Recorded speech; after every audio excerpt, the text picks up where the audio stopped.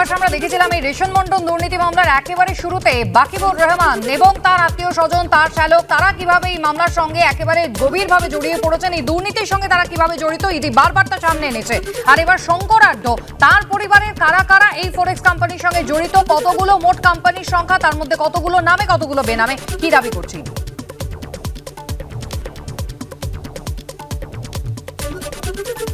না দেখো, তোমার মনে থাকবে যেদিন কোর্টের এই মামলা শুনানি হয়, শঙ্কর আড্ডকে কোর্টে তোলা হয়, সেদিন কিন্তু কোর্টে দাঁড়িয়ে ইডির আইনজীবী তিনি দাবি করেছিলেন যেমন 95টি কোম্পানির ফরেক্স ট্রেডিং কোম্পানির হদিশ তারা পেয়েছেন, যার মাধ্যমে কিন্তু বিদেশে টাকা পাঠানো হয়েছে। এবং তার মধ্যে 6 থেকে 7টি কোম্পানি রয়েছে, যেটা ইডি সূত্রের খবর, যেটা কিন্তু শঙ্কর আড্ড এবং তার পরিবারের সদস্যদের নামে রয়েছে। তার মধ্যে শঙ্কর আড্ডর নিজের নামে রয়েছে, স্ত্রীর নামে রয়েছে, ছেলের নামে রয়েছে, মার নামে রয়েছে, ভাইয়ের নামে রয়েছে, এমনকি শ্যালকের নামে রয়েছে। এই সমস্ত কোম্পানির অ্যাকাউন্টস কিন্তু ইতিমধ্যেই ইডি আধিকারিকরা খতিয়ে দেখছেন। এবং ইডি সূত্রের খবর, গত 10 বছরে এই কোম্পানির মাধ্যমে বা এই কোম্পানি যবে থেকে শুরু হয়েছে তখন থেকে আজ পর্যন্ত এই কোম্পানির মাধ্যমে কত টাকা বিদেশে পাঠানো হয়েছে, কত টাকার লেনদেন হয়েছে, এই সমস্ত তথ্য কিন্তু খতিয়ে রাখা হচ্ছে।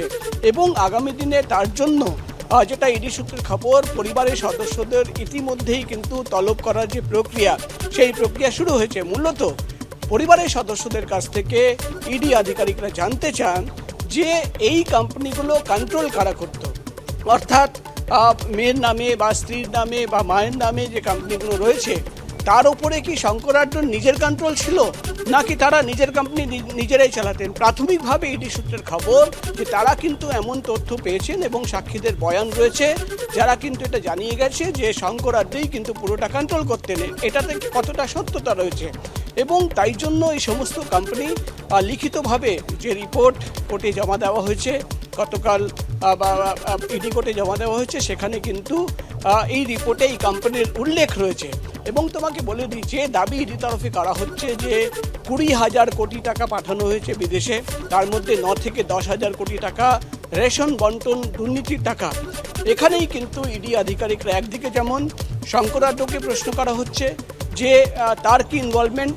শঙ্কর আড্ড নিশ্চয়ই দাবি করছেন যে তিনি কোনোদিন 100 টাকাও জ্যোতিপ্রিয় মল্লিকের কাছ থেকে নেননি, কিন্তু অন্যদিকে একই রিপোর্টে ইডির তরফে দাবি করা হচ্ছে যে তাদের কাছে কিন্তু এই তথ্য রয়েছে, এমনকি যে চিঠি জ্যোতিপ্রিয় মল্লিক হাসপাতালে বসে লিখেছিলেন এবং ইডি আধিকারিকরা দাবি করছেন যেটা সিআরপিএফের অফিসাররা পরে বাজেয়াপ্ত করেন, সেখানেও কিন্তু শঙ্কর আড্ডর কাছ থেকে টাকা নিতে হবে এবং সেই টাকা রবীন্দার বলে একজনকে দিতে হবে, সেই কথাও লেখা রয়েছে। তো পুরোটাই নিয়ে কিন্তু একদিকে যেমন চিঠি নিয়ে তদন্ত চলছে, অন্যদিকে যে কোম্পানি শঙ্কর আড্ড এবং তার পরিবারের সদস্যদের নামে রয়েছে সেটা নিয়ে তদন্ত শুরু করেছেন ইডির অফিসাররা। এবং ইতিমধ্যেই শঙ্কর আড্ডকে জেরা করা হচ্ছে এবং পরিবারের সদস্যদের কিন্তু এবার তলব করার প্রক্রিয়া শুরু করেছেন ইডির আধিকারিকরা। মূলত একটাই প্রশ্ন যে তাদের নামে যে কোম্পানি, সেই কোম্পানি অপারেট বা কন্ট্রোল কে করতো, তারা করতেন নাকি শঙ্কর আড্ড করতেন।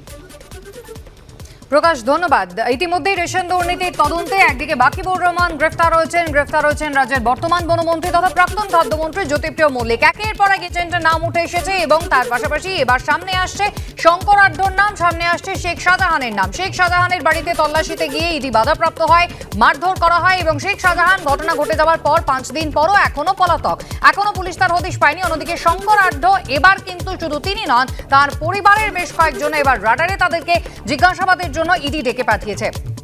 সিপিএম নেতা সুজন চক্রবর্তী আমাদের সঙ্গে রয়েছেন টেলিফোন লাইনে। সুজনবাবু, আপনার নিশ্চয়ই মনে থাকবে অনুব্রত মণ্ডল, তার দেহরক্ষী সাইগাল হোসেন, তার পরিবারের একাধিক লোকজন কিভাবে দুর্নীতির সঙ্গে জড়িয়ে পড়েছিলেন, তারা চাকরি পেয়ে গিয়েছিলেন টাকার বিনিময়ে, এই অভিযোগ উঠেছিল।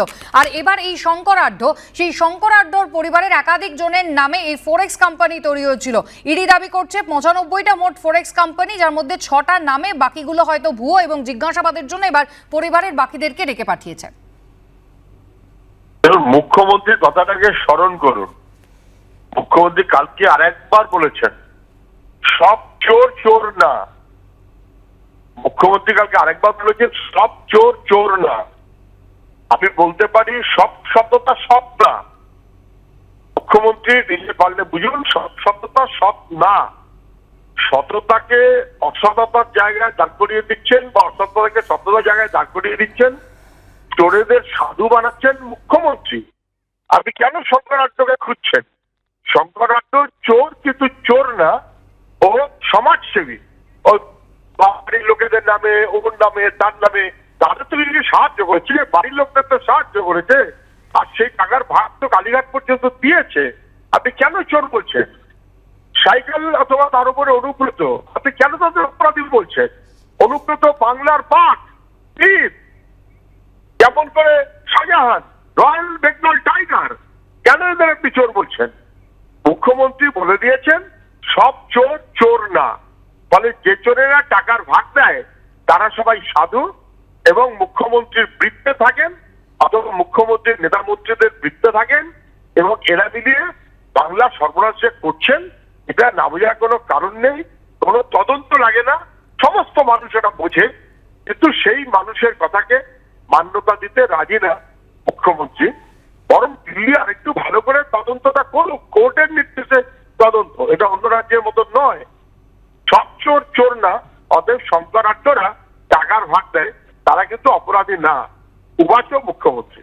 বিষয় হচ্ছে, যেটা প্রথম থেকেই বোঝা গেছে, যখন ওর বিদেশি মুদ্রা বিনিময়ের নানান রকম ব্যবসা যখন বেঁধেছিল, তখন থেকেই বোঝা যাচ্ছিল যে সমস্ত রেশন দুর্নীতির টাকা সমস্ত ওই ঘুরপথে বিদেশে পাচার হয়েছে, যার নায়ক হচ্ছে শঙ্করাড্ড, এবং তার পরিবারের লোকরা এই সম্পর্কে হয়তো কিছু জানেও না, কিন্তু গোটা পরিবারকে চোর বানিয়ে দিয়েছেন, গোটা পরিবারকে ফাঁসিয়ে দিয়েছেন।